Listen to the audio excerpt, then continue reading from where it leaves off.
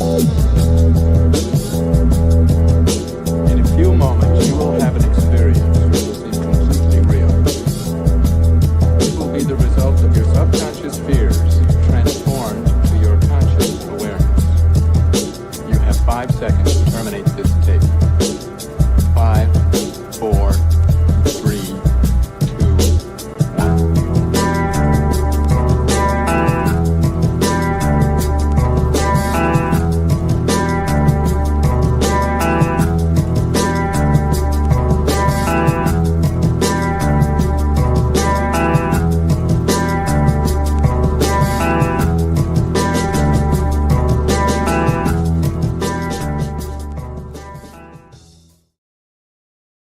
What's happening, everybody? Happy Wednesday. Happy Wednesday. I just want to let everybody here know that fear is the real virus. That is your public service announcement for the beginning of this show. Thanks for joining us for another BG-Cast Wednesday live podcast. We Are So Back Wednesday. Before we get to our guests, I have a quick little story I'm going to share, man. It's been like a hell of a week for me. I haven't talked about this a whole lot, but I got into a car accident about 3 weeks ago. And you know, the insurance company was really dragging their feet on the repairs. And then come yesterday, and this is a story on how you should trust the divine. It's going to be short and it's going to be sweet, but you have to have trust in the divine, especially if you are in alignment and you are doing right by yourself, your loved ones, and fellow humans. And this is a really good example of why you should always trust and not be afraid. So I got the really devastating news yesterday at about 3 p.m. that my car was totaled, which was the last thing that I needed to hear. I'm kind of in an interesting area of my life. Finances are okay, but not where I'd like them to be exactly at this point in time. So, of course, this was a little bit of a devastating hit. But this is what I did. I did not freak out. I did not lose it. I stayed calm. And I told myself, I was like, there has to be a reason for this. There has to be one. You know, I've been doing right by myself. I've been doing right by others. Okay. So I trust you, divine. I trust you, universe. Okay. I'm putting my trust in you at this point in time. And so I channeled energy into it, guys. I channeled energy into it from last night into this morning, even during my Kundalini Kriyas, after my Kundalini Kriyas, my incantations that I do for my manifestations and all of that, you know, and I channeled a lot of focus and energy into it. So I'm in a meeting and my wife calls me and I'm getting cut a $7,500 check.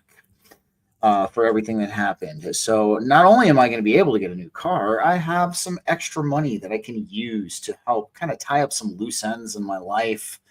And it was just a brilliant, brilliant silver lining. You know, so this is just a lesson, guys. Have trust in the divine. Have trust in the universe. All right. You might get hit with a situation that's completely out of left field and might be devastating.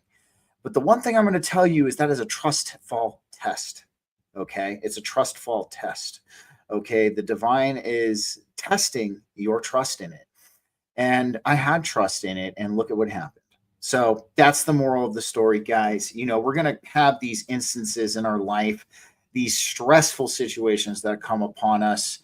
And we are going to have our patience, our emotions just tested to the degree that, you know, sometimes seems unfathomable. But the one thing I'm going to say is don't lose your cool. Don't lose your calm. There's a silver lining there, especially if you're living in alignment with your spiritual values and you're doing right by yourself and other humans. You have absolutely nothing to fear. And this story is a good example of that. Real quick, I just want to thank all of the new followers and subscribers over at Rumble and YouTube. And if you are new here tonight, welcome to the BG-Cast family. If you like what you hear and you want to hop along for the ride with everybody here, go ahead and give me a like and a follow as well. And nonetheless, I've been looking forward to this show. Actually, ever since I kind of set it in stone on the calendar, I've been looking forward to this. You know, we're going to be having a guys' night tonight. So a lot of you know I've been a part of the X Spiritual panel for a little bit now. And, you know, we have a great group of people over there. And I decided I kind of wanted to sit with the guys and discuss about diving into the divine masculine a little bit. And no hate to the ladies in the group; they're all awesome. But a guys' night is called for every now and then. It's good to have a guys' night. Kind of sit down, let off some steam. So let me introduce my guests. You guys are definitely familiar with them. I'm going to bring to the stage David the Lion. He is back on. What's up, David? Thanks for being here tonight, man. Oh, your mic, my friend. Whoops. Thanks for having me back, Steven. Anytime, man. It's always good to have you here. And of course, my other fractal, who I'm convinced is another fractal of me and my expression. One of the best friends that I've never met in person, but hopefully one day will. We got Mr. Don Rogers of March 4th Productions. What is up, man? Thanks for being here tonight. Hey, Steven, thanks for having me on. Yeah, same thing, of course. I feel the same way. And, there is that yearly FKN gathering, and things are changing for us around here as well. So that's probably going to be in the cards, if not this year, next year. So that situation will correct itself shortly as well. For sure, man. And Nick Verdis who was on the show a couple weeks ago. He'll be hopping in a little late. He'll be joining us here shortly. But nonetheless, guys, this is going to be a good sit down. This is cool. And of course, I want to ask both of you a question as we start off. And this is something, so for a lot of you who know, I do have a men's group that I do. And this topic of conversation actually came up in the men's group. And I was actually kind of really thrilled to hear the answer. We all of us kind of had the same answer for this question. And I'm convinced both of you are going to have a very similar answer too. So this is the question I'm going to ask. I want to pick you guys' brains on what is going to be the role and the purpose of the divine masculine in this coming age of Aquarius.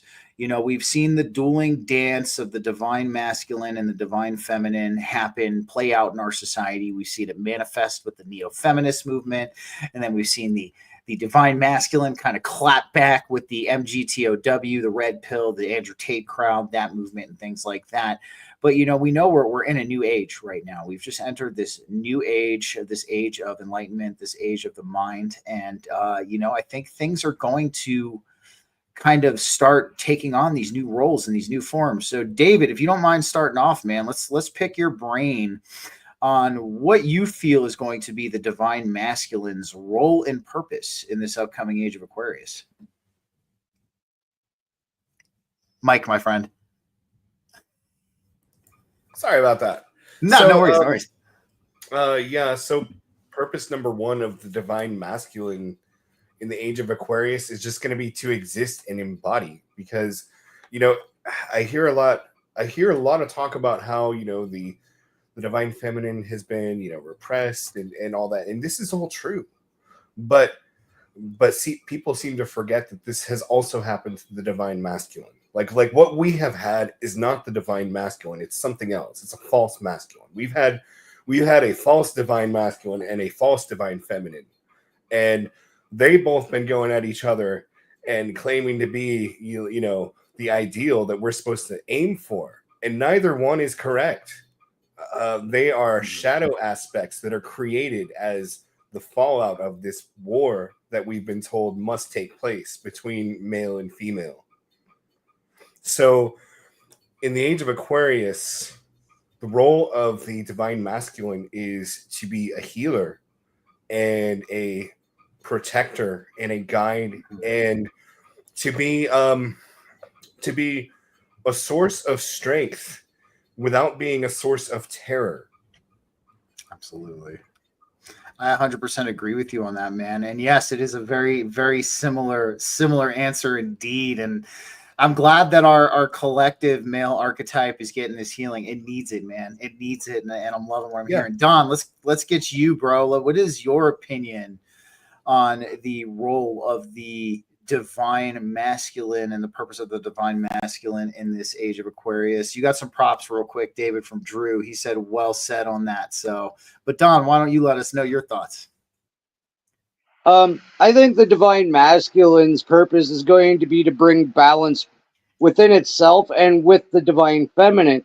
Like, return balance to the energetic structure of our planet as we reset back into the more natural state of humanity, right? And you can have actually already start to see it in like couples like you and Melissa, David and Sarah, me and Kyla, Chris and Jen. Like there are people that are finding their exact energetic matches, and when they do, it's like this explosion of energy bursts out into the universe and just starts lighting shit up, right? And I really think that's going to be when those two divine energies combined in the most natural state, which is what it seems to be happening, where two people just click so fluidly, that it is going to start to affect the reality around us and change things. I think this is actually part of the ascension itself and our evolution as a species.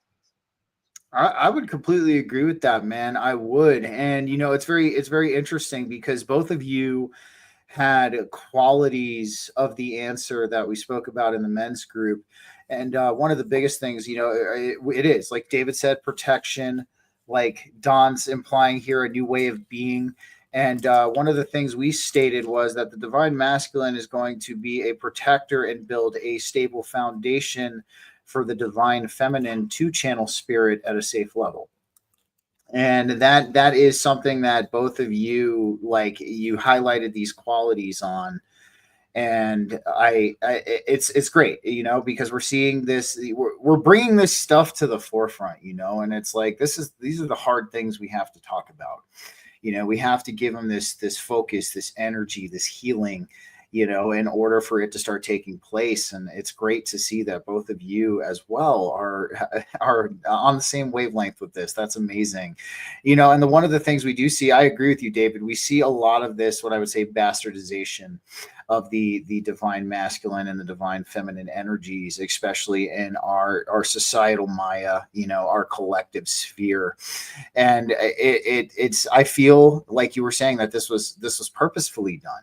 You know, this was purposefully done in some ways to deter us, you know? So like, and that's what we have to bring to our awareness, you know? And that's one of the biggest things of having personal agency and personal sovereignty as well, is, you know, having this objective understanding of what's going on before us. And like, so, I mean, in your words, David, like,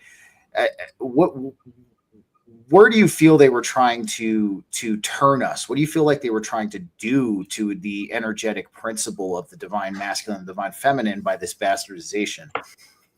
Well, so, I mean, I know for a fact that, for example, at a lot of the Christian universities and probably others too, I just know about this because I heard this story. You know, they were intentionally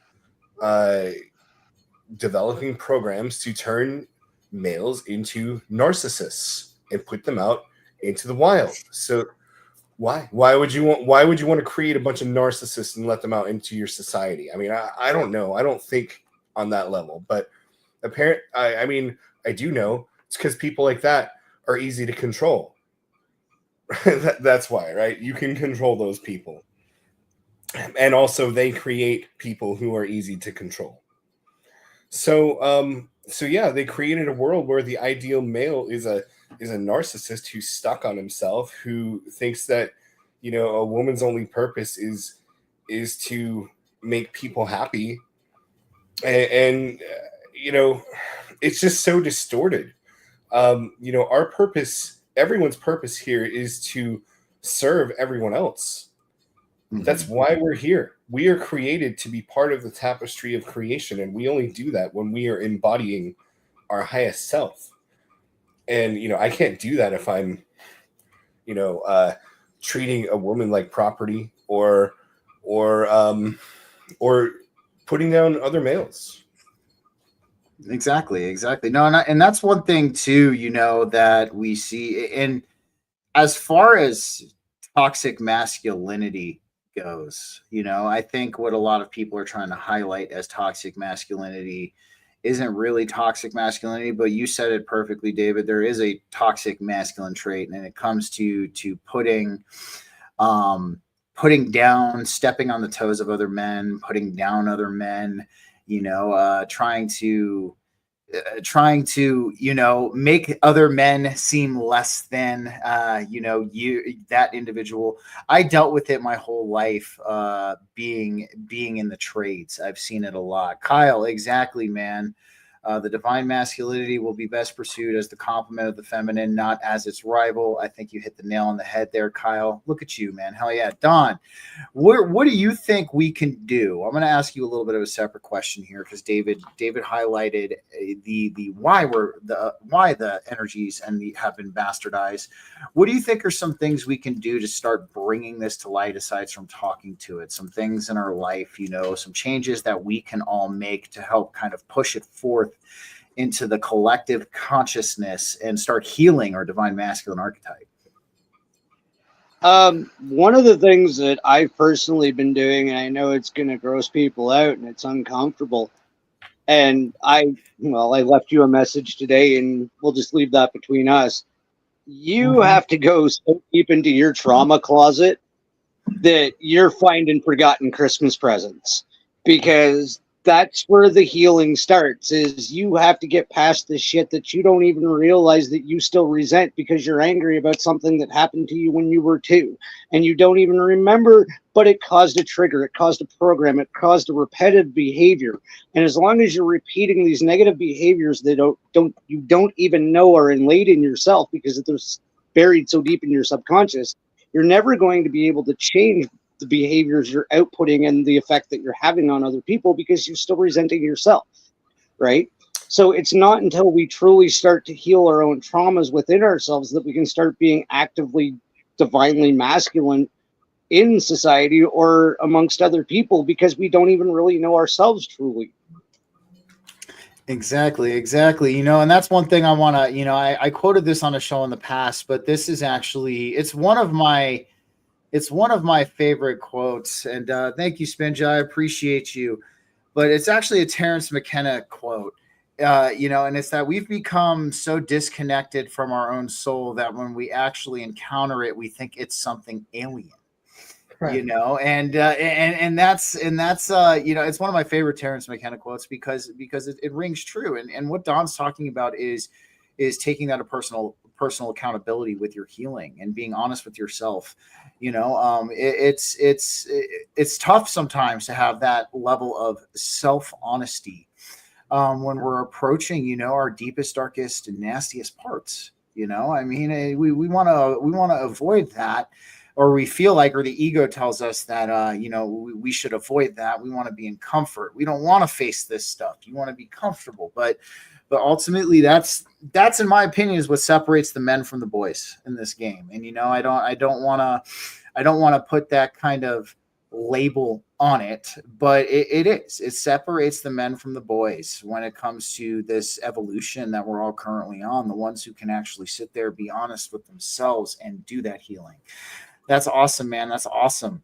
Well, the other aspect of the divine masculine, I want to bring up is I feel like, it's leading by example, and we look at our society today, and it is riddled with sensationalism.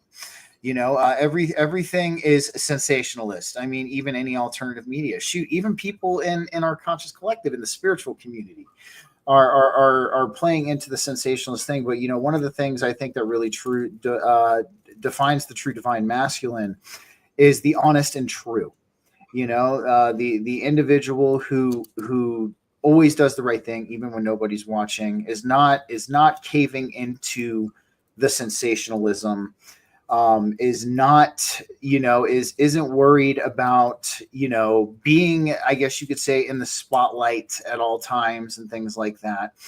And the one who just takes the honest and true road, does right by himself, does right by his loved ones, fellow humanity, does the right thing, is an example in the community. What are you guys' thoughts on that?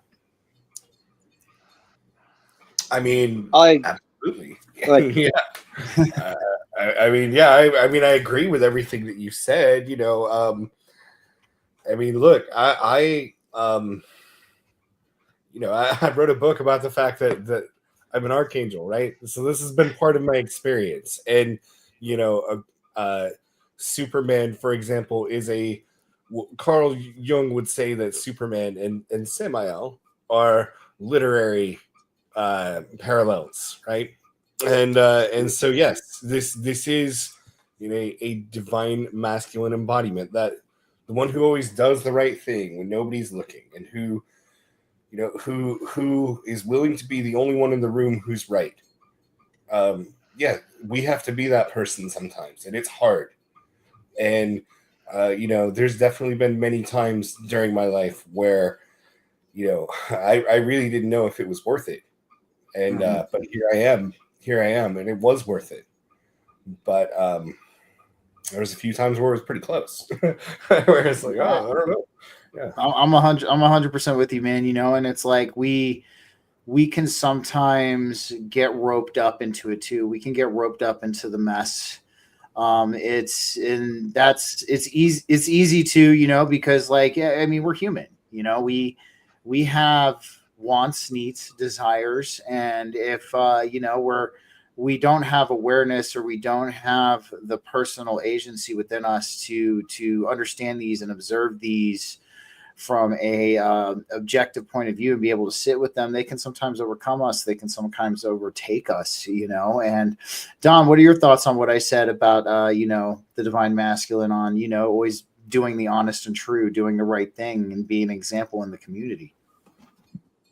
I totally agree as well. And like, I can say from my own experience, like 25 years of my life, I was not the greatest person. My life was a freaking car wreck, and it was constantly flaming and rolling down the road, and I was just a passenger in it.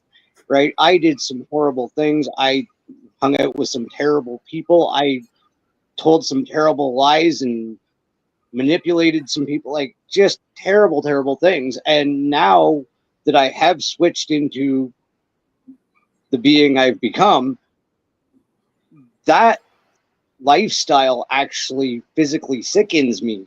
Like, where if I think about, I actually had a multidimensional dream literally last night where I hadn't shook that lifestyle, and I was very terrible to my now wife. I woke up and apologized to her this morning, because in that reality, I was a piece of shit. I can't even live like that, even just visiting another stage of my conscious existence. I could not handle it. Right? When you get to that stage of coming from the right place at all times, it becomes unavoidable. When you do it, when you're not doing it, you feel sick, you feel out of place, you feel as though you're doing wrong because you're no longer doing right. And that's when you know you're truly on the right path. Like, I've mentioned this before. I work in a metropolitan area a lot of the time with my job, and I've been homeless in my life. And if I have extra in my lunch, I share.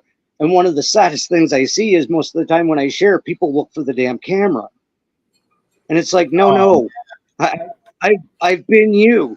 They're waiting to be some fucking social experiment. And it's like, no, brother, I just love you in here.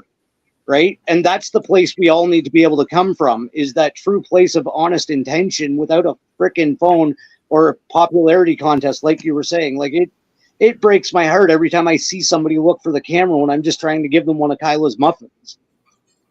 I can imagine, man. That would definitely break my heart too, man. Now we got Nick with us, guys. Welcome Nick back to the show. What's up, man? Hey, man, thanks for being here. Kids are safely in bed now after being fed and watching them shoot each other on BattleTech, so that was fun. I'm sure that was, man. I'm sure that was, dude. I'm happy you're here. So let's get your take on this real quick. So I asked Don and David over here, what are their thoughts on the role and the purpose for the divine masculine in the coming age of Aquarius? And I would love to get your thoughts on that as well.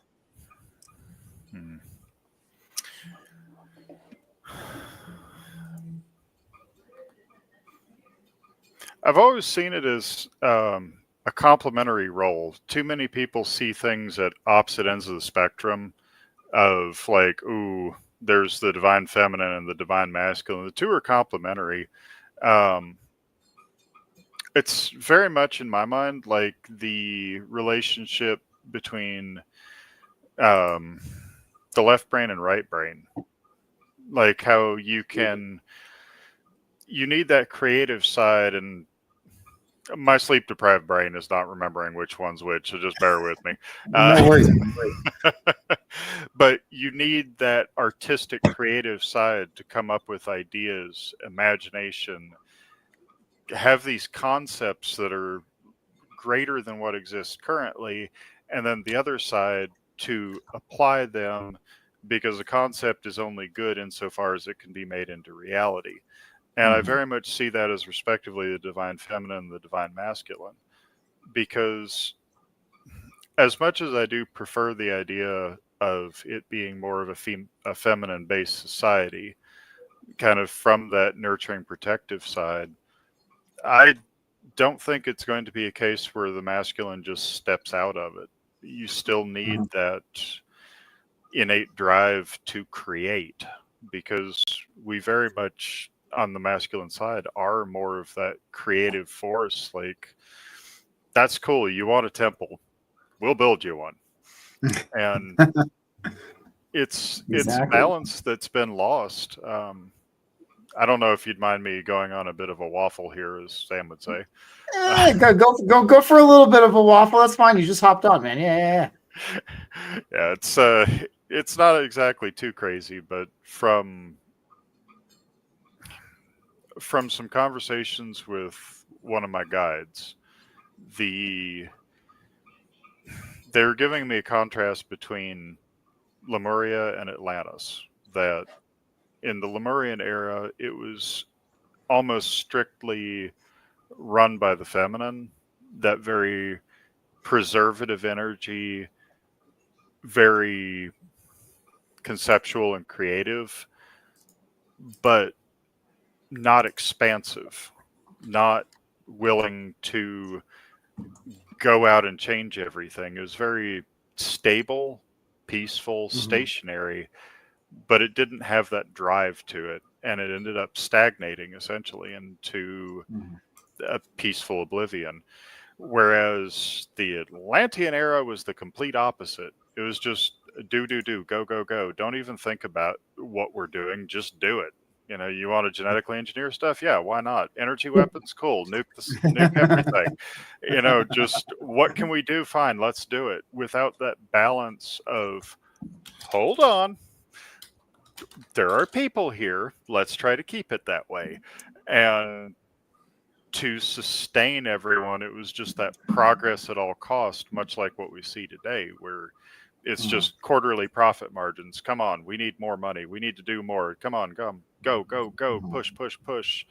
And it's unsustainable. It burns itself out. So if you have that balance of holding, caring, nurturing, dreaming, at the same time that you're moving forward and going, okay, this is what we want. How do we accomplish that? Where the two are in balance, it's a beautiful situation. But I fear this pendulum swing, because we have had the masculine for so many centuries that we just have forgotten that there needs to be a balance. And I don't want to see it go this way to that way to this way to that way, from catastrophe to disaster and back.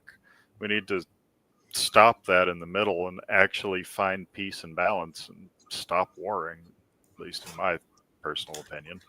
I couldn't agree more, man. I think you kind of summed it up nicely. It's a complementary thing, you know, and we look at the conditioning in our society today, you know, coming from every which way possible at this point in time, you know, stating that, you know, women are not as good as men, or women are better than men, but you know, ultimately what we're looking at is a balance, you know, as our good friend Diana says this word a lot. She talks about the Heros Gammas, you know, she talks about that middle path, that unison of the divine masculine and the divine feminine. And that's ultimately where I do think that we're heading. You know, I do think, you know, we're seeing this dueling dance, and that's because, you know, most of humanity in the collective sense is not aware of exactly what is happening at a spiritual and an energetic level just quite yet. That's probably subject to change, because you know, we'll get to this in the next topic. I do think we have been kind of nudged collectively into fourth density. consciousness, just based on some things that I've been hearing from people and people you wouldn't think of, and we'll get into that. But no, man, I think that's great. It's the complementary, it's understanding the power and the purpose of both energies. It's understanding the unification and the synergy between the unification of these energies, not just within ourselves in our subjective spiritual work that we do, but also in the collective sense, because we know that our external reality is a mirror of our internal existence. So it's going to manifest in both of those areas, at least in my opinion. But thanks, man. That was a freaking fantastic answer. So let's get into the next topic. I labeled it as timeline splits and shifts, but I want to pick you guys' brain on this, because I do think at this point in time we've had some kind of collective nudge into a higher consciousness. And the reason why I'm asking that is because I have people, people you would consider asleep, not people who are awake or on their spiritual evolution at all. And this actually came through, I talked about it on Sunday on the show with Diana and Raquel, but I had a coworker of mine that actually I was talking with her, and I was stopping and passing, and she goes, I got a question. And this person isn't somebody you would see as spiritually awake. I'm like, yeah, what's up? And she goes, does everything just feel fake to you right now? I looked at her, and in my head, I'm all like, oh, yes. I'm jumping for joy, but I got to play it coy. I'm like, well, what do you mean? What do you mean you feel like it's fake right now? And, trying to play the teacher road with it. She goes, just everything. You look at everything on the news. You look at reality. Time doesn't even feel right now. And she's like, time feels like it's fake and it's moving quick. And I'm listening to her. And of course, in my head, I'm like, oh, yes. I'm constantly saying that over again. I'm like, no, I completely understand what you mean. It's very possible that, that something like that could be happening, you never know. We live in a very strange world. And, I kind of left that seed with her, and, who knows what that'll sprout into, who knows, but I want to get you guys' thoughts. Do you think there has, and this has not been the only person I've encountered this from, there's a lot of other people. I mean, you can see it online, you can see it on X, you can see it. People are thinking things are fake, everything feels fake. So I want to get you guys' thoughts. Do you think we've been pushed into fourth density? Do you think there was some kind of collective nudge into a fourth density consciousness, and the greater collective is only just starting to realize it? So whoever wants to go first, it don't matter. Yeah. Well, look, I mean, we're on a freight train to the higher realms. Okay, I don't know how else to put it. This is not going to stop. It's only going to get more intense. So, I don't think you're seeing necessarily everybody entering fourth density at once. You're seeing a few people come online a bit at a time, and then over time, as more and more people awaken and become conscious, and it doesn't even necessarily have to be to the level of where they're visiting the 12th dimension and stuff, right? Okay. Mm-hmm. That's people like us. There's not many of us, and there probably won't be for a long time, but there can be, that's not what's needed right now. What's needed right now is just people who are embodying spirit and balance and love and forgiveness and stuff like that, and who understand enough to not contribute to the darkness. So, and we're seeing a lot of that come online, and as it happens more and more, you're going to have, what they call the 100th monkey effect. And eventually, probably very soon, you will see a lot more phenomena and just weird shit. And then there is, of course, also the solar energy that's just blasting us nonstop. I think we had an X-class flare. It was either yesterday or today. And that's going to continue supposedly until the solstice. We're going to get absolutely blasted with high vibrational energies from the sun and the great central sun. And Yeah, it's going to be wild. I mean, look at where we are. Look at the state of the world, right? Did we ever really think we'd be here in our lifetimes? I mean, yes and no, right? But here we are. I mean, if it requires divine waterboarding energetically, I mean, I'm all for it. The metaphysical waterboarding, man. No, I definitely, we've all been there, right? We've all been there. And, but the one thing I want to say real quick to David's point is, so he's absolutely right about the solar energy, because this is not a lot of people know, but a lot of people remember the Carrington event, or they've heard of the Carrington event that happened in the 1850s, I believe it was, or it was the late 1840s, early 1850s, fried all the telegraph lines, things like that. Well, people do think there's a correlation between these solar events and upticked spiritual awakening, because after the Carrington event, there was actually a surge of interest in the esoteric. I mean, we had Madame Blavatsky start to come into being, like, in the Theosophy Society and all of that. This is where Crowley started to even come in as well after this period of time. And we saw this surge from the late 50s, the late 1850s, all the way up into the early 1900s, where we saw like this revived like interest in the esoteric, the occult, all of this stuff kind of came into being. This is actually when a lot of the, of course, some of the secret orders have existed before this, but this is where a few of the secret orders actually came into being around this time too.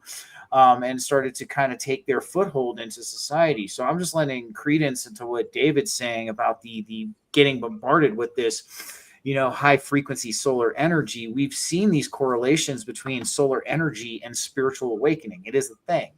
So it'd be interesting to see kind of where these solar bombardments are going to take us, because we have people who like to put dates on everything. Everybody's saying we're like, we're going to start seeing the real fruits of everything in 2026, or, we're going to start seeing the real fruits of everything in 2027. This is the year and all that. But like, the best thing I can say is just observe. Don't put a date on anything.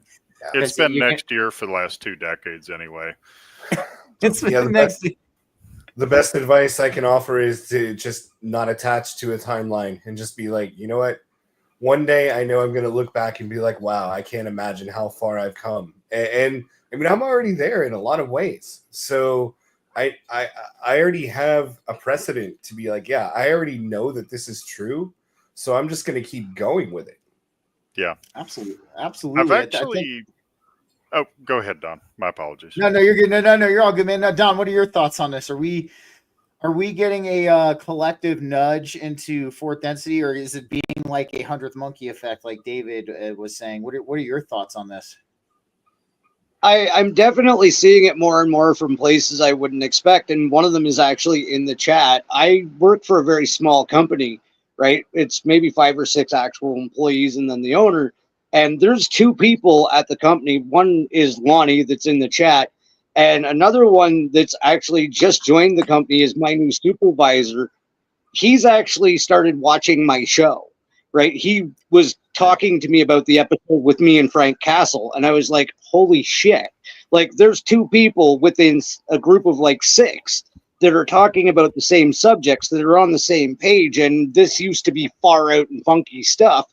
And like the office manager that just left, she dug it too. So there would have been like 3 out of this small company at one point that I could go to and talk to. And that's like batting 500 right there.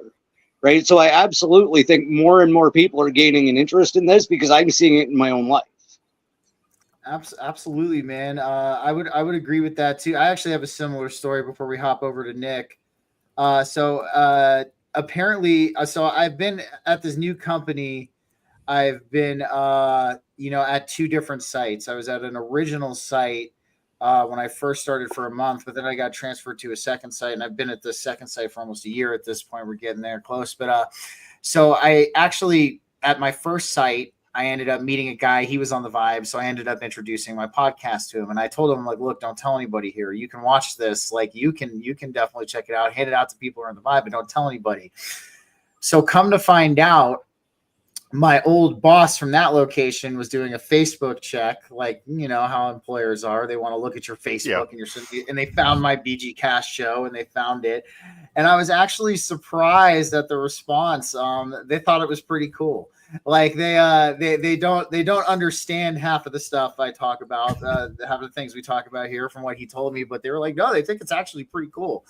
And you know, they were kind of like, you know, like touting you for a little bit. They'd be like, hey, did you know Steve had a show? And I was like, it's cool. So I mean, like, yeah, you never know, man. We're in you know, we're in very different territory now, and I think we should start approaching that, you know, with that mindset. But Nick, what are your thoughts on this, man? Do you think we got a collective push, or is it 100th monkey effect? Honestly, I don't know, because there have been a couple of interesting things to the point on solar activity. There's actually a Russian gentleman back in 1918. He got back from World War One, which really wasn't a great homecoming considering what happened the next year. But he did a bunch of research on the incidences between war and peacetime and solar cycles, and found that when solar cycles were low was typically when all these wars would happen. And when they were at a maximum cycle, it would typically be a peacetime. You know, people were more in, my extrapolation being that people were more in tune. But this has been kind of an odd one, because yes, we're going into a solar maximum, but everything is so amplified and strange right now. Like, we were talking about that the other day. Just the 2025 bingo card has just gone out the window. It makes there's no even attempting to predict what's going on. Everything is so weird. And that's actually good in a way, because nobody is, you think about what we would be if we had been talking about this 20 years ago. They would have been seriously considering heavy medication and possibly a nice little vacation in a white room. But now it's just kind of like, yeah, it's really not that crazy with everything else that's been going on. And people are getting, just because of the insanity, everybody's getting used to that state where it's like aliens and psychic phenomena contacting people, crop circles demonstrating anti-gravity devices, collective consciousness. Yeah, I mean, just chalk it up to 2025. There's a massive amount of acceptance for things that would have been completely insane just 10 years ago. And so is it actually a collective consciousness shift? I don't know if we're quite there yet. I tend to think we're very high third density going into fourth, but I kind of feel like we're at a point where the barriers are breaking down, because everything seems so nuts. Like, okay, this makes just as much sense as the evening news, actually a little bit more. I mean, especially if you ever tune into CNN by mistake. You know, there's just, it's all these barriers of thought are being broken down. People are thinking about things and not judging them. And that's exactly where we need to be for when it does, you know, however long the timeline actually takes, when we have shifted to a collective consciousness, that's where we need to be. It's just gone about it in the most human way possible, which is to say it makes absolutely no sense, and it works somehow. Like, no, I'm with you, man. I'm with you. And even letting credence to your point too, like, exactly. I've been seeing this surge too. I mean, you turn on, I mean, for those of you who, you know, stream TV and stuff like that at this point in time, you know, I just want you to go check out Amazon Prime, check out Netflix, check out Hulu, all this stuff. You're going to see like the top watched TV shows and the top watched like documentaries have everything to do right now with extraterrestrials, the paranormal, cryptids, like every kind of interesting facet of grazing the edge of the spiritual. Like we see, like I can't even tell you, I think it's on Prime where I saw it too. Like every single like documentary, like one of the top, it has something to do with extraterrestrials, Area 51, Close Encounter. You know, it's interesting to see this because, you know, like it's before, like you were saying about 10 years ago, man, like even 10 years ago when I was telling people, you know, that the pharmaceutical industry doesn't care about their health and they're just out for money and doctors are just about money. I mean, I was looked at like a biblically accurate angel. Like, you know, like I had like freaking like 300 eyes on me and people were like, I am afraid. Don't tell me to not be afraid. I definitely am afraid right now. And but now you talk about that, man, you could even bring up that conversation in public and people will chime in and people are like, yeah, dude, like, you know, we remember 2020. We remember everything that happened during this. So like, you know, it's been interesting to kind of see the shift in the collective consciousness, even if we're maybe not quite at fourth density just yet. It's interesting to see like this shift in this interest towards extraterrestrials, the paranormal, the spiritual, things like that. So like, yeah, no, I think all three of you are really onto it with that. I do think, you know, we're having a lot of people coming online. I just couldn't believe it when that person asked me, like, does everything feel fake to you? Does time feel fake right now? And I'm like looking at her and I'm like, and without being as blatant as possible, I'd be like, oh yes, everything. Everything is is fake and gay at this point in time, but you know, nonetheless, man, let's kind of dive into the timeline.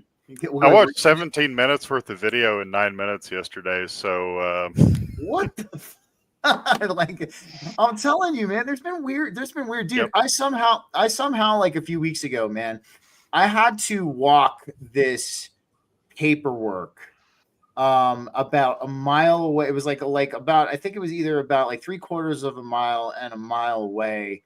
But I know the combined distance was 1.5 miles. And somehow I did that in like 17 minutes. I can't explain how I did that in 17 minutes. Like, I don't know. Like, I mean, that would be like a quick jog pace to do that in like 17 minutes, but I was walking casually, man. I was just walking through downtown Denver, just like listening to like a podcast on my way and all that. And like, I got back to my office and, you know, I'm looking at the clock and I'm like, holy shit, I shouldn't even be back right now. Like, what the hell was that? So there's some kind of interesting thing going on with that. So let's get into the timeline splits and shifts. And this one I'm going to kind of start off with Nick, because Nick had a very interesting take on this timeline split. Let's kind of chat about the solar flash for a second, man. You know, and I remember you were telling me how, you know, that when the solar flash happens, this is when this timeline split is going to take place, and we're going to have two variations of it. And you were talking about how, and one, our planet's going to be surrounded with this golden energy, and we are not going to receive the strike from this solar flash. And then on the other split of that too, our planet's going to be covered with more of this white energy, if I'm correct, and we are going to end up taking the hit from that solar flash. So why don't you dive into that a little bit for everybody, because I found that pretty profoundly interesting, your take on it, because it seems like something that would resonate with a lot of us. Well, my guides have shown me this multiple times. I'll be kind of like, I do a lot of meditation while driving, and I'll try to be like, okay, where are we sitting? Like, where's the trajectory for the timeline? And what I keep seeing is just sort of everything spinning as normal, and then there's a massive solar, like, it looks like the sun, it just ejects its outer layer, and as it does, the two timelines split, and you have one planet with that gold energy grid around it and the other one with the blue energy. And what my guides had been nudging was that we don't take action, we make choices. And from that choice that we make, the actions flow. You know, when there's that intention to live in a better state, the people who want to live in that, even if they're what you'd consider neutral, just, you know, they're not woo-woo like us, they're just kind of a neutral person who wants to do good and wants to live right. They're making that conscious choice to live in that higher state. And then there's other people who would be more than happy to live in, the Fallout universe. Well, both sides will get to. Like, the people who want that higher state will get to experience it. The people who want that disaster world will get to experience it. Yeah, exactly. I mean, given how Fallout is, I wouldn't want to go into the vaults if you know the lore behind that game. But Have you guys seen the show, Fallout the show? No, I haven't. Honestly, Yeah. you guys should all watch it because we do live in the Fallout universe. I mean, it's plain as day. Everything that they talk about doing in the show, they've already done in this real world. So we do live in that universe already. That's If you boys aren't familiar with it, the lore behind Fallout was the company Vault-Tec built vaults where you could reserve a slot for in case of nuclear war insurance. But Vault-Tec also was playing games and running experiments. So they had some where the vaults had no food in them. They had some where it was just criminals. They had some where it was just the rich who didn't know how to do anything. They had some where like the air filtration system would intentionally fail, and they were just collecting data during a nuclear war. Almost all the vaults, actually. Yeah, almost all the vaults. I think it was only, I can't remember which vault it was. It wasn't 111 that had the that was just the control vault where everything went as it was supposed to. One out of actually, like 300. actually, if you watch the show, I mean, it's brilliantly written. Like honestly, if you're a fan of Fallout, Nick, you definitely should watch it because it ties the whole series together. Every game, honestly, it ties together so brilliantly. Like I was floored at how good that show was. Like for Fallout fans, and like my wife loved it too, and she's just a normie. So yeah, it's a really good show. I would say she's a future past normie. So. Well, he's yeah. Compared to me, she's a normie. Okay. So Sarah's doing good, man. She's hopping in. She's diving in. Like, hey, man, that's. She hasn't called me crazy, so that's a good sign. Well, not that you've heard. She seems pretty direct. So, real quick before we hop to Don, I want to address Lonnie's comment real quick up here. Heretic, I think you're looking at that in the wrong direction. It's either money-making businesses or looking at enlightened subjects for its own merit, or the market is so saturated, even the woo topics are monetized. No, I would completely agree with that too, man. That's definitely, I want to say that's definitely a facet to what's going on. I mean, I can't deny that at all. And I think there's a little bit more at play, though. I think there is. I do think, yes, monetization of these topics always is the thing, but I do think there's some more at play. So, Don, let's get your opinion real quick, man. Do you think that we could potentially experience some kind of timeline split? This is something that, has been brought up in our circle for a while now. A lot of people think those who are choosing to live in the frequency of New Earth, or those who want to embody the frequency of New Earth, we are going to split off. Like as Nick was saying, it's our choices, not action. Due to the choices that we make, are we going to potentially see a split in our timeline? Do you think that some people are going to move into this New Earth frequency, and while some people who are choosing the totalitarian, authoritarian matrix with the 15-minute cities and plugging in will experience a different reality? What are your thoughts on that? I think much like what Nick alluded to there is absolutely correct. I think it's going to be like there is going to be a 100th monkey effect eventually, if that's what you want to call it. I think we're all going to reach an emotional frequency level that those of us, like he was saying, that are choosing to experience life through this emotional frequency are going to experience this type of reality and perceive it as such. And those of us that choose to stay at a lower emotional frequency will perceive that lower density reality. I actually do think that's where the split is actually going to come, is in the two separate human perceptions, like those choosing to stay in the technocratic, angry, war-torn world. They're going to stay at a different resonance, right? We know as humans, even right now, we can only perceive certain light, sound, and vibrational frequencies with these bodies, right? The idea that we could eventually shift and be able to perceive different spectrums and frequencies with these bodies is not unheard of or even that far-fetched. So if you reach a vibrational frequency in this vessel, it's possible that that's where your perception would be focused. That's my 5 seconds on it anyway. No, I completely agree with you, man. What were you gonna say, Nick? Go ahead. No, that makes sense. It's like tuning the radio. It very much Exactly. is. It's like another. It's like, you know. I mean, think of it this way, man. And I think this is a good way of laying out what Don's saying. So imagine they did try to pull the fake alien invasion.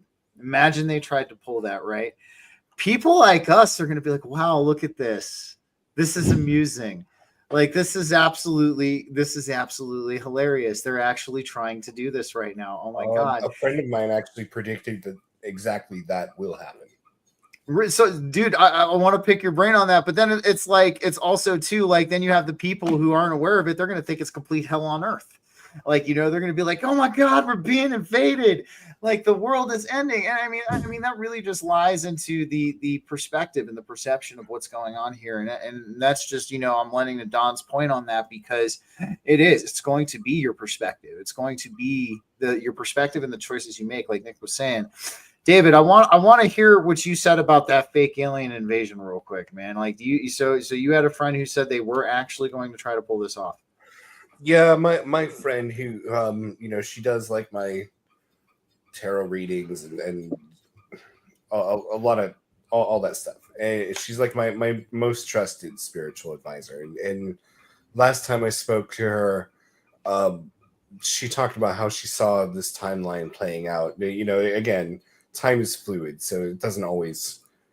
But the way things were then, you know, she saw this timeline playing out where, like, basically they would turn on this Project Blue Beam, but by then those of us who are awakened will be so advanced, and we're probably already there, that we'll just laugh at it, and just like you said, and yeah, you know, some people will fall for it, but they'll also see us being like, what, this is total nonsense. I mean, Yeah. You know, that already happens. Maybe not with like Blue Beam, but you know, when stuff comes out in the news now, they try to push these fake stories. They get shot down and laughed into whatever, pretty much immediately. So you know, we are dismantling their ability to fool us. I'm with you on that. Karen actually has a question, man. Maybe we can all answer this real quick. Might there be more than two timelines resulting from a split? What might the characteristics of a third way? Wow. What would that mean? We could take a fourth way now. So now you're getting into. Oh, go ahead, Steven. Sorry. No. You're all good. You're all good. No, you guys. Let's hear your thoughts, and I'll give mine. What is everybody's thoughts? Well, I mean, you know. Infinite timelines, right? So yeah, I mean, potentially when timeline, you know, there's the prime timeline, and there's a timeline for Earth that's splitting off. So there is going to be like this divergence, but as far, you know, there's infinite timelines. So yes, there will be many new timelines that spring forth from what happens. What I was told to me, I don't know, maybe a month, 2 months ago, is that the Earth has, I don't even remember where I got this, but the Earth basically has, like, just like we have a physical body and an astral body and a mental body, all that stuff, the Earth has that too. So the astral body of the Earth is like billions of years old. immeasurable, you know, because it's fourth dimensional. It's not really bound by our rules of time. The physical, what we would call the physical aspect of the Earth, is about 6,000 years old.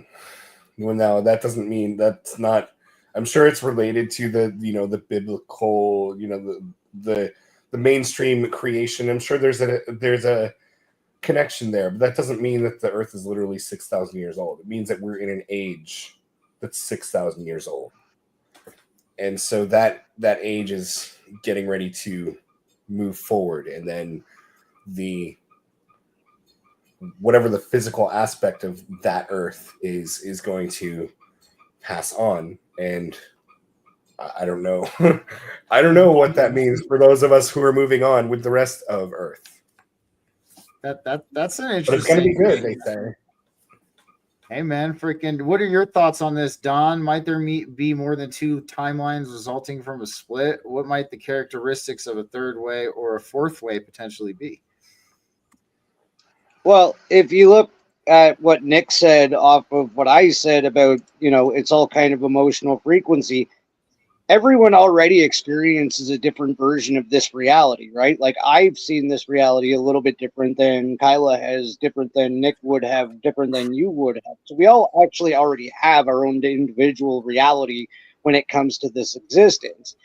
I think we're drawn to the most similar frequencies. And again, I'm going to go back to emotional resonance, especially now we seem to be drawing into our own communities, our own crowds.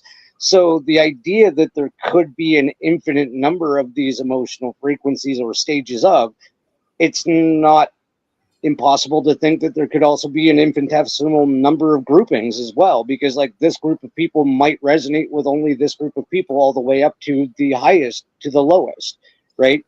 We do tend to focus on this is good and this is bad, but there might be multidimensional layers all the way down, and people will have many, many different experiences of reality on their way up. I think that's a good explanation. Nick, what are your thoughts on this, man? More than two timelines, potentially a third or a fourth way?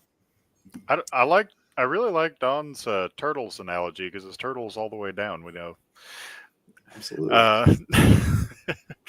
But honestly, I don't really have a lot to add on to what either of them said, but a thought did just occur to me. That may be why we're all scattered across the world like this, because if we're reshaping our own reality as this transitions from physical to non-physical realm, or more than physical, words are hard, it may be that we actually individually end up affecting the geographical area around us and actually altering it as this shift takes place, which is why because it'd be in subtle ways, that may be why we're not all in one spot, because we'll all alter it slightly differently. Interesting. I'm going to have to say that is, because like that is a huge possibility. That could be why we're all spread out. And I mean, it's interesting because, I would even do it because I did a thing on a chart with me, Don, and Diana's location, and we formed like a perfect pyramid. And I'd be interested to do that with you guys and like all of our locations too. And I'm going to see if there's some kind of geometry that starts to take effect from that, because if there's some kind of geometry that starts to arise from connecting all of our different locations together, I'm going to say there's something to that, man. I do think it's very possible what we'll start doing is I call them pocket densities. Like we could very well create like a 5D pocket like around us, and potentially subtly alter the geographical location that we're around, and have like this frequency layer that we've imparted there. So like it's very possible we can start to kind of see things like that start to occur, especially as we come deeper and deeper into our remembering. So I'm vibing with all of that, man. I think that's pretty cool. The one thing I want to add to Karen's question, though, is yes, of course there's multiple timelines. What I personally think, in my own perspective, is happening right now is I think we're having a culmination of timelines. I mean, we look at the Mandela effects, we look at all of these different things. Some people want to say CERN is behind that. I'm not disagreeing with CERN potentially being behind some of it.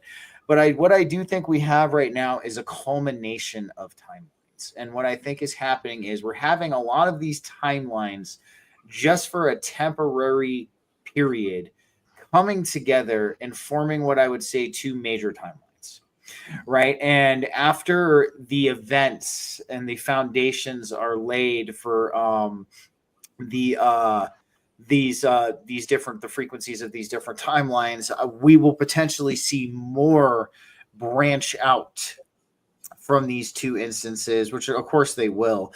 But right now, what I do see is a culmination, a converging of all of these different timelines into this point in space right now. And I mean, you see it with the Mandela effects. You see it with a lot of different things. I mean, there's TV shows that I don't even remember. I showed you guys that in the group chat early on. I remember that TV show, and like based on the premise of the TV show, this is something all of us would have watched. Like, back it was in the late 90s. I don't remember the exact name of it now because I stopped watching it. I'll have to look it back up again. But I remember I'm looking at this and I'm like, because I used to watch daytime TV in the late 90s. I was very familiar with everything that was going on in the late 90s. And this show was nowhere to be found, at least in my fucking timeline. And it was about like this future, and like it was this dystopian future. It talked about if humans and AI merged and all of the different stories and the outcomes from it and things like that. And I remember I'm like, dude, where was this? And the same thing like what you and I talked about, Nick, them finding that sarcophagus. In Siberia, Russia, I'm like, everybody here, we've all been down the ancient civilization rabbit hole. I mean, it's been, I like I tell Don, I've had my left ass cheek in that one for as long as I can remember. But seeing that, I was like, holy shit, dude, like in the 17 years I've been researching this, where the fuck was this? We had never heard of this. This supposedly happened in 1968.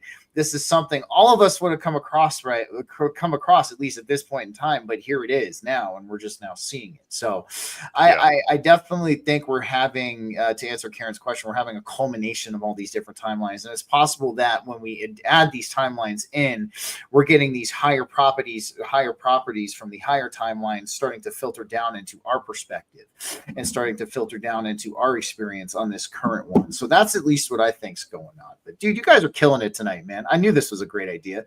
Doing this just with us guys. So, David, there's actually a lot of what I've noticed a lot lately is that they're, like you were saying back as we were learning this stuff, they're like, okay, here's the official narrative, and here is the alternative narrative. And that is not the case anymore.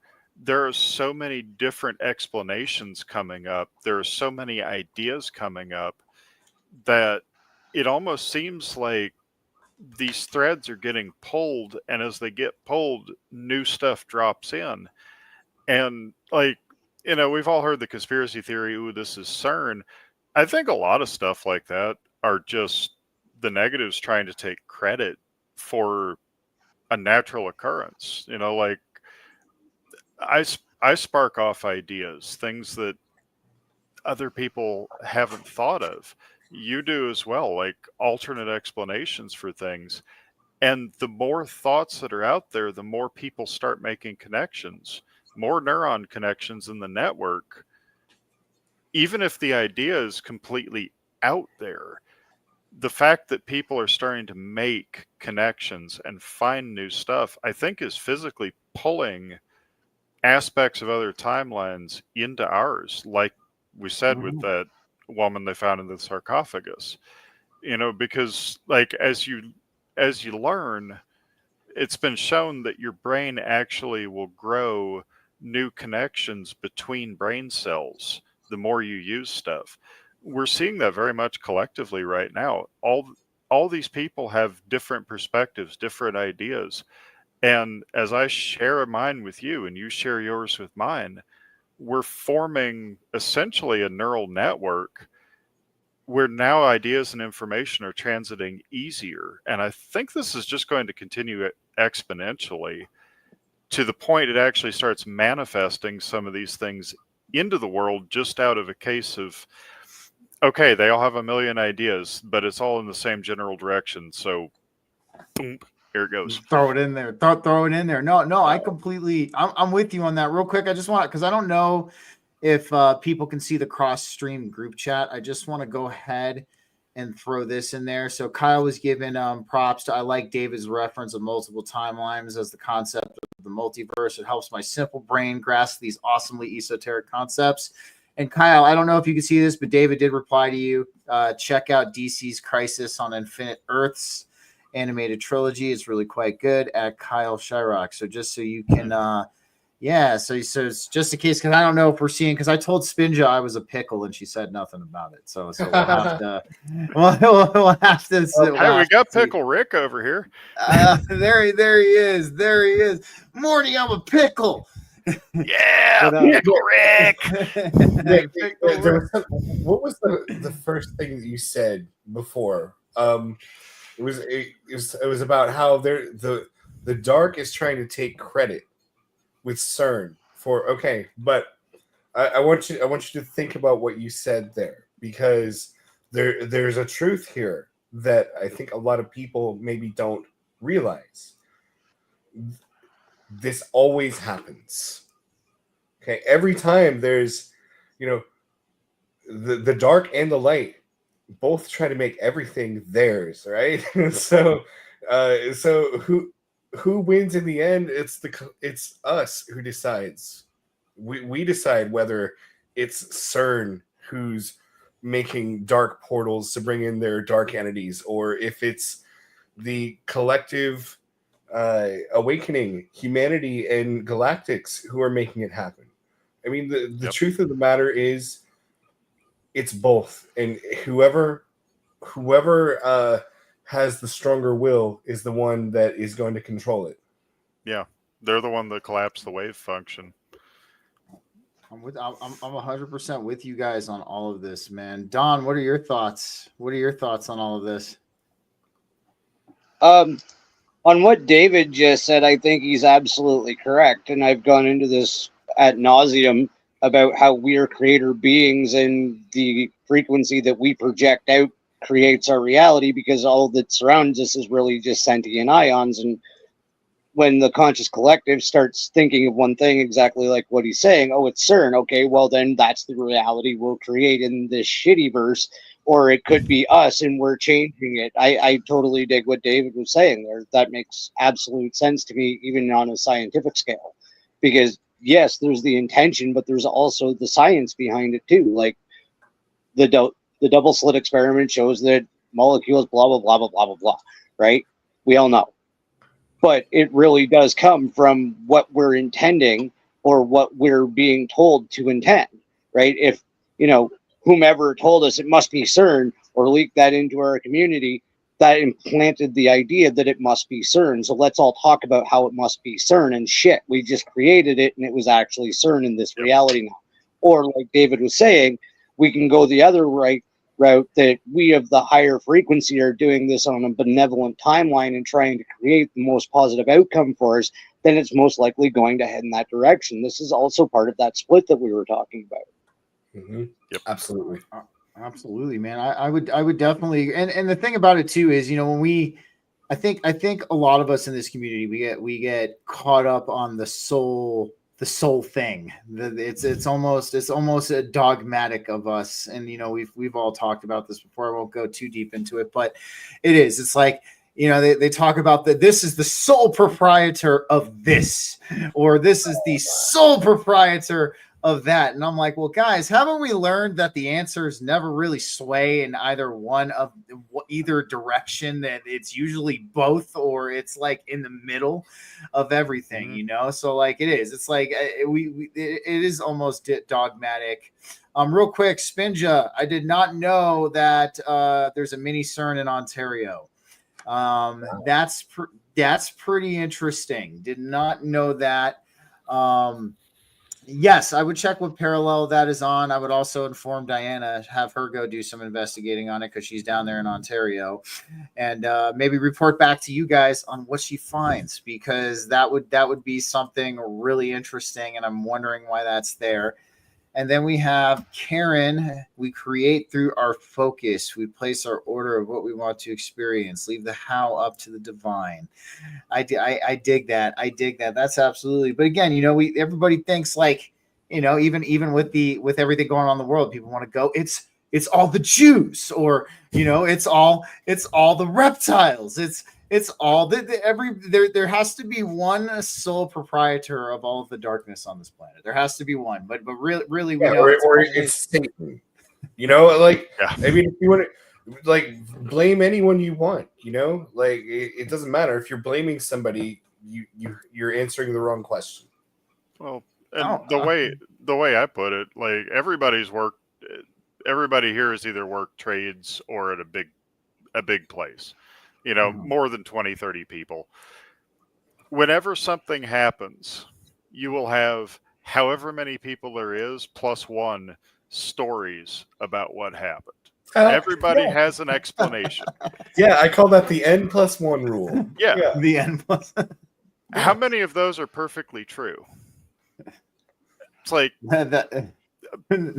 basically none. So why do we assign, in a situation like that, you already know that just one story is not going to contain all the truth, and yet we'll go out here and be like, yes, all the events in the world are caused by this. We can't even get a straight answer from why our coworkers showed up drunk on Tuesday morning, let alone that it is all by God, Satan's fault, or God's fault, or the Jews, or the Muslims, or the whatever. Shit, we can't even do that on a job site. What makes you think we can get the whole world nailed down? Man, I'm gonna tell you what, man. There's been a surge going on with that small country in the Eastern Mediterranean, and there's some podcasters who are taking the Cupid Yee route on that. For those of you who don't know who Cupid Yee was, but he was Cartman's little Cupid on South Park, and he was, Hitler maybe wasn't such a bad guy. And I'm just gotta be like, oh my God, dude, look, we can't go down that fucking road, okay? Like we can't. All right, we can't go down the road if Hitler was not a bad guy. Hitler did some, horrible things, like. But I get when you throw the Balfour Declaration into it, you maybe understand Hitler's mentality on why he did what he did a little bit more, but that does not make it right. That does not make genocide a good thing. No, I just wanted to throw that out there just in case anybody is getting the thoughts that Hitler might not be such a bad guy. You need to turn the other direction, and you need to stay away from that one. I'm just giving you my thoughts. Yeah, my thoughts on that are pretty much like almost anyone in the world, like who they're trying to convince you is bad, they're probably right. like most of the people we've been told are bad, but it's but the other side is correct too. So most of the criticisms are valid.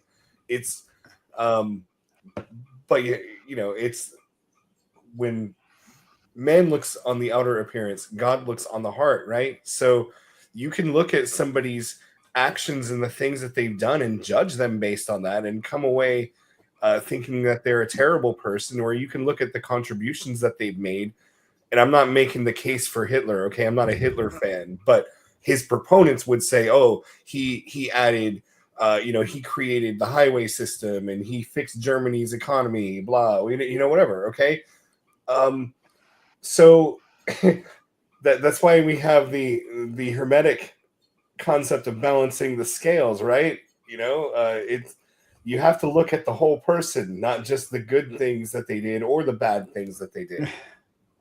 Yeah, 100%. And I just wanted to throw that out there, man, because there's a couple of popular podcasters who are going down that road, and that's kind of my plea to be like, bro, turn around. That is not a road you want to go down. like that is not. All right, guys. So to kind of start getting things wrapped up, let's bring up the spiritual warfare topic I wanted to kind of talk about tonight. Karen, did you say? I apologize. Hi, Karen. No salutes on BG Cast. We can't. It's gonna get mistaken. We can't. We're not allowed to do that. So let's talk about spiritual warfare for a second, man, because like I kind of said to Nick, kind of missed it. He wasn't here, so I'll just kind of revamp it for a little bit. A lot of us, we try to, and we put a lot of our focus into our healing, into the positive polarity, and to getting ourselves into higher frequencies, living our most joyful, abundant life. That's our ultimate great work here, in this plane of existence. And sometimes, we kind of negate to talk about the spiritual warfare that we're undergoing here. There is spiritual warfare. We try to put our focus on the healing and the great things, but we also have to be objective, and we have to be realistic with ourselves. There is spiritual warfare that is occurring right now, and a lot of people are getting sucked into it. A lot of people are getting kind of taken by surprise and caught off guard. So I'm gonna pitch this one to Don first, because he hasn't gone first yet in this. Don, what do you think would be a good way to keep a balance of keeping the fact that we are under spiritual warfare in this current experience that we're having, keeping the balance between holding that in our awareness, but also keeping our focus on our healing and getting into those higher frequencies and manifesting our most joyful, abundant life? Because I feel like a lot of people feel like if you put your focus into the spiritual warfare, that's going to drag you down. I don't personally necessarily think that. I think we do need to be aware of it, because we can become susceptible to what we're not aware of. So what are your thoughts on keeping a balance between having that in our awareness and focusing on achieving this higher state of being? I think a lot of that would have to be like keeping yourself as little, like as least susceptible to that as possible. Like, what you're paying attention to, what you're focusing your energy on. But not only just that, using your own discernment, because I'm going to go back to this again, but your body is one of the best lie detectors and indicators that was given to us on this adventure. 9 times out of 10, we were taught to not trust our instincts anymore for a very important reason. So they could do things like have this spiritual warfare. Sorry, I'm tripping over my own tongue right now. But we were literally taught to stop trusting our own instincts, stop relying on what we think and what we feel and what we know is right, and just go with the flow and follow the system and become compliant and reliant and all that bullshit. But it really is when you start paying attention to the physical pangs that you'll get, because when somebody's lying to you 9 times out of 10. When something doesn't feel right. When something makes you uncomfortable, right? When you need to protect yourself from things, and that goes on an energetic and spiritual and physical level. All of these innate abilities or instincts, I don't have a better word, are inside of us, but we've been taught to ignore them, and we need to reconnect with them in order to protect ourselves, because there is a vast system of control that is just outside of our window that a lot of our population doesn't see. I know the 3 other people I'm talking to right now do, but the large majority of the people that we interact with outside of this group don't see it, right? They don't see where they're being attacked. They don't see where they're being drained. They don't see where they're being manipulated. You have to trust yourself to be able to identify these things. And it's literally with your emotions and feelings. You'll know. Absolutely, man. I would 100% agree. It's about having personal sovereignty and personal agency too, having this awareness also. I mean, we know that this whole thing isn't butterflies, rainbows, unicorns, and Laffy Taffy, man. We know it's not, okay?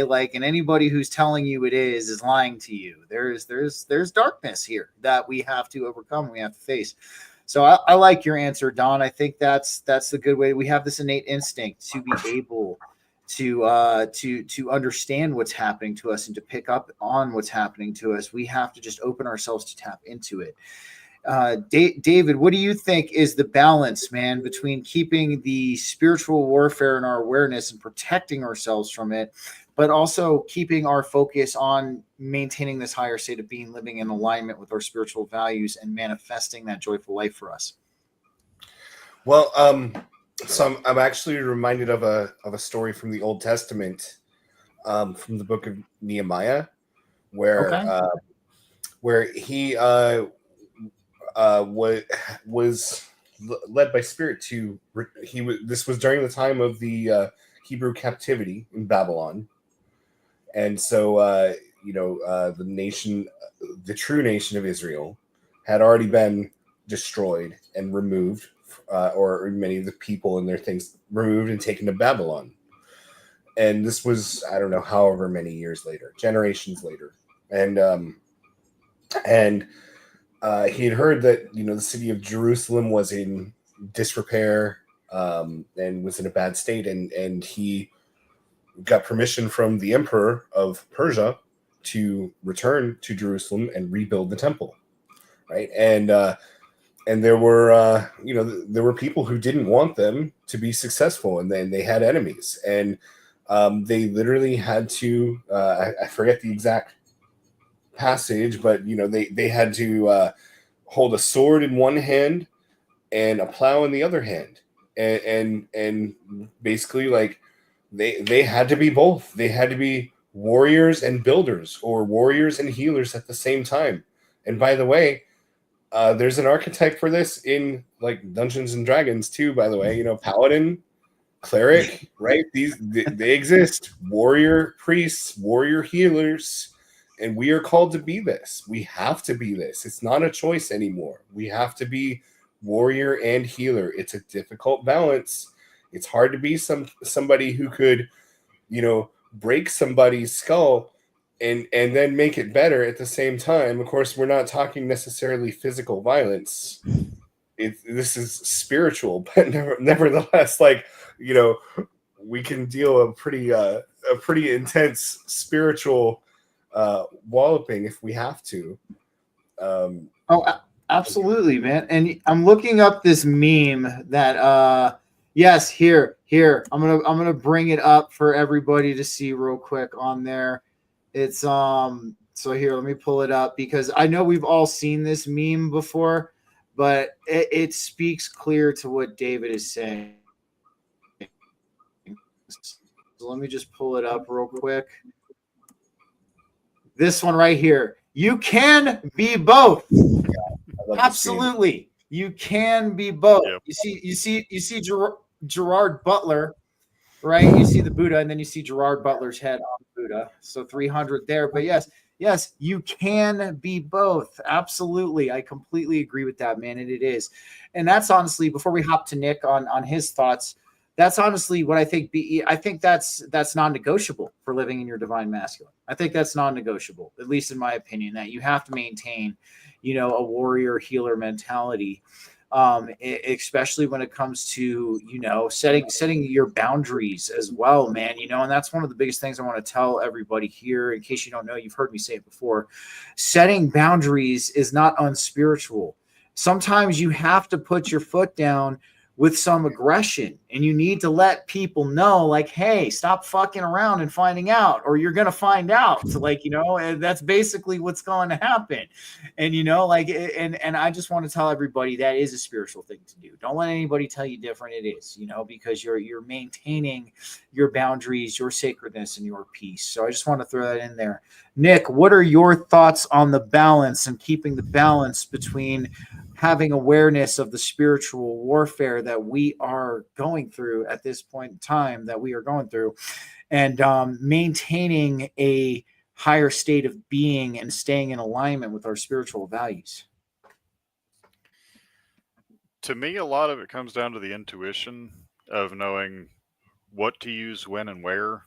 I don't know if you guys have ever had the privilege of buying a military medic some beers at a bar some night, but they have stories, and one of my favorite ones was from a buddy of mine, Army medic, who said even though he wasn't supposed to carry a rifle, he did, and just labeled it as preventive medicine. There's a balance of the two. It's knowing when to use force, stand strong, and when it's time to be soft and when it's time to heal. Martial arts, I think they call it the velvet fist or the silk fist. Honestly, without the intuition, like we alluded to on that last segment, it's hard to know what to use when. So developing the intuition allows you to develop that balance. You know, like we spoke a little while back, I think it was in the group chat, about my dark diving. Like, hey, sometimes you got to go down to go up. Sometimes, and this happens in real world with medics and EMTs, sometimes you end up having to hurt somebody in order to help them. You know, the love and help we are called to give sometimes is being the one person to tell somebody both I love you and get your shit straight. You know, to talk to their subconscious and work with that wounded child, but also to go, hey, you need to make the effort. This is going to hurt. It's worth it. I don't think anybody that I know of who's had an awakening experience hasn't gone through, you know, the dark night of the soul is such a gentle term. I prefer mine of year of hell. Everything got dragged out of the basement, dumped in the living room, and I got told just deal with it. That'll happen, man. It's like we've all been to the doc because we screwed something up. Getting stitches put in doesn't ever feel good. And see, dude, you're absolutely right, man. It's a lot of it is intuition, you know, a lot of it. And you brought up tough love, man. And I think, what you said, you know, how to tell somebody you love them and also, you know, to get your shit together, you know, that's tough love and that's warrior healing. I do think that is it, you know, and of course, you know, a lot of the experiences we have in our spiritual evolution kind of equate to tough love. You know, we're being showcased these realizations and these remembrances in a loving way, albeit they might sting like some shit, you know, when we experience them, you know, like, and at least in my evolution and in my journey, a lot of the lessons that I learned that caused the greatest changes within me were not sugar-coated by any means. They were not. They were delivered in the harshest, coldest possible way, but not cold like devoid of love, cold in terminology, but did have love embedded into that. And, you know, and that's ultimately, that's a good way to sum it up, man. You know, it's about having that intuition and being able to understand what's happening, when to know, you know, walk softly, carry a big stick, you know, do no harm, take no shit, you know, and that's basically what it is, man. And, you know, you guys, I'm going to tell you what, man, like I said, I knew this was a fantastic idea. This was a great time. I wish if I had the time, we would keep going, but we are going to wrap it up for tonight. We are definitely going to have to do a round 2 of this before this season is over. Oh yeah, dude. It was a good time, man. A lot of laughs, and you know, no more saluting on BG-Cast. We're gonna get canceled if we salute. So you know, we just don't do that. Did I do a salute? No, that was Karen just giving you shit. That was pretty good though. Okay, Karen, 3 finger salute. I can't even really do this honestly because this might get misconstrued. It's not down here though, so we're good. Wait. Diana told me this was okay. Yeah, it's a source finger. Yeah. That's okay. Well, maybe that's why now when I go to the DMT realm and the jesters are flicking me off, they're not being derogatory anymore, I guess. I have to kind of take that as you know, maybe they're telling me I need to connect deeper to source by flipping me off and laughing at me incessantly. No, they're telling you the number one and they're giving you the biggest number one they can. Exactly. Yeah. They seem that fun. That's why whenever I go to the DMT realm, when I see them, the first thing I do is this. I'm like, it's you guys again. I was like, freaking.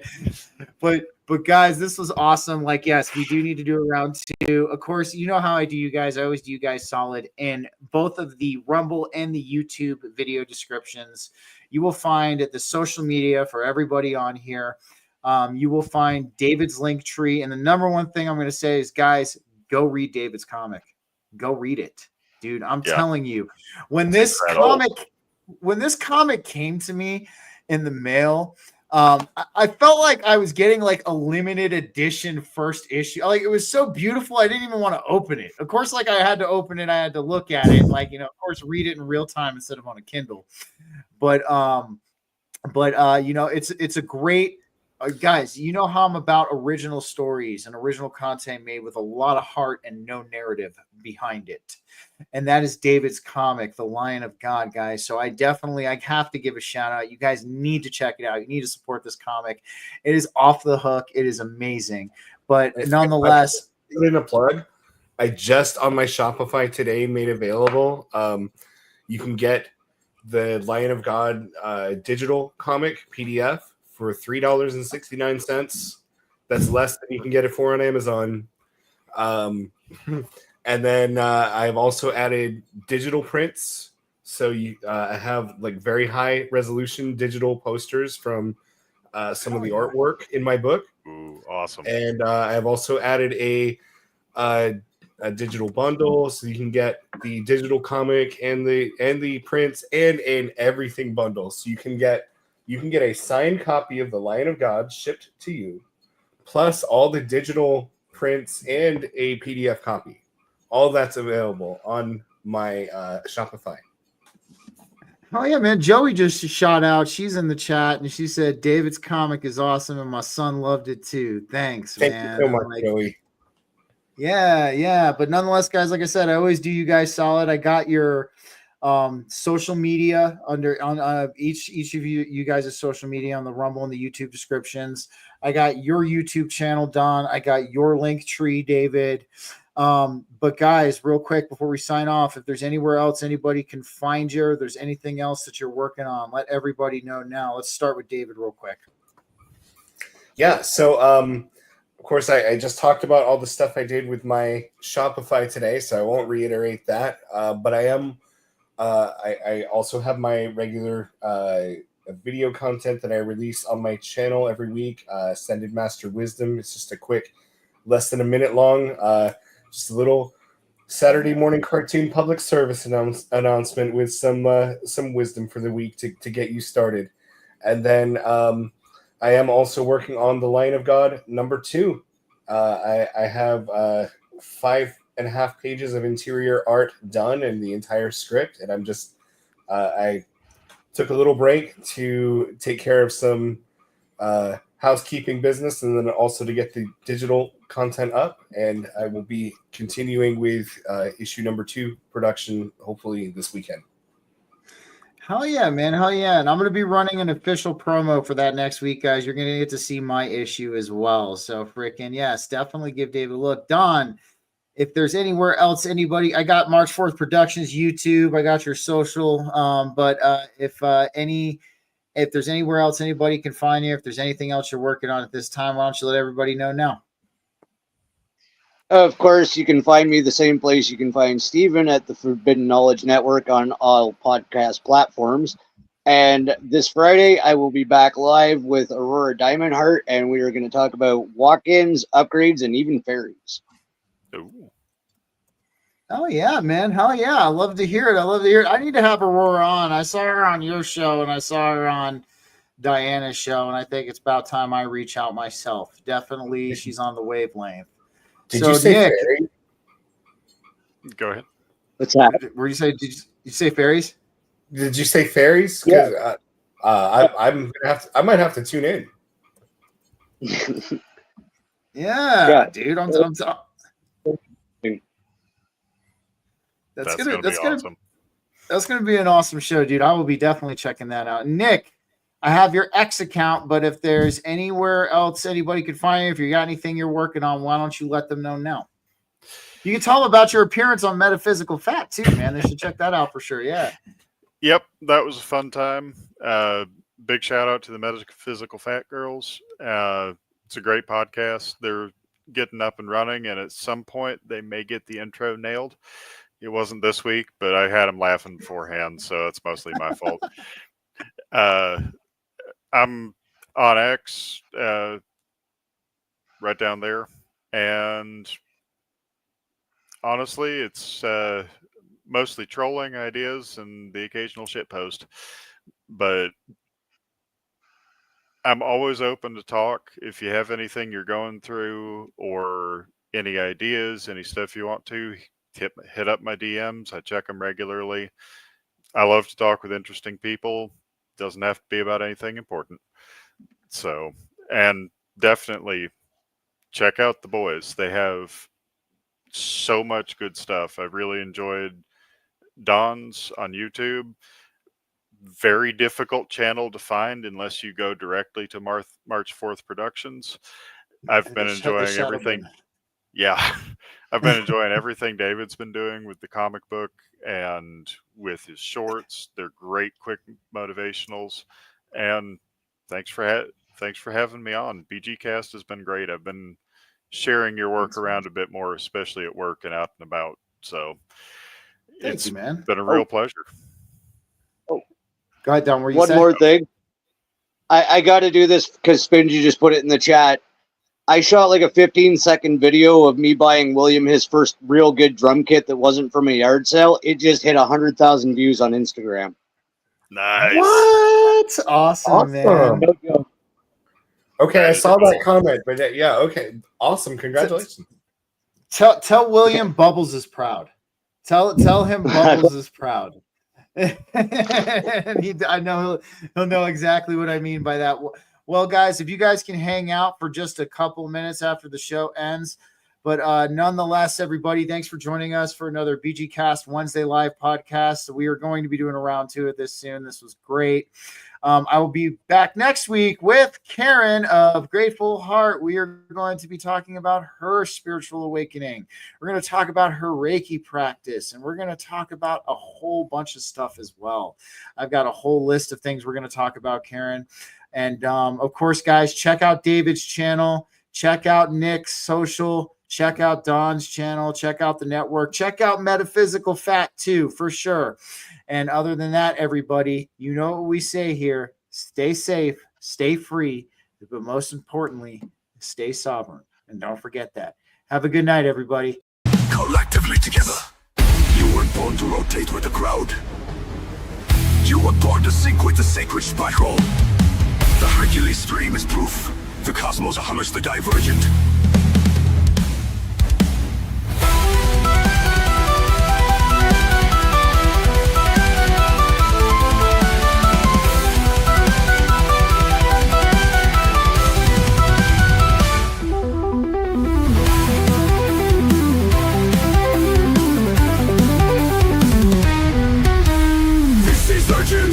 BG-Cast brings us that Hercules energy. It's here to save the day. You won't stay lost in the dark. Here is your shot with BG-Cast beside you. Can we rise alone?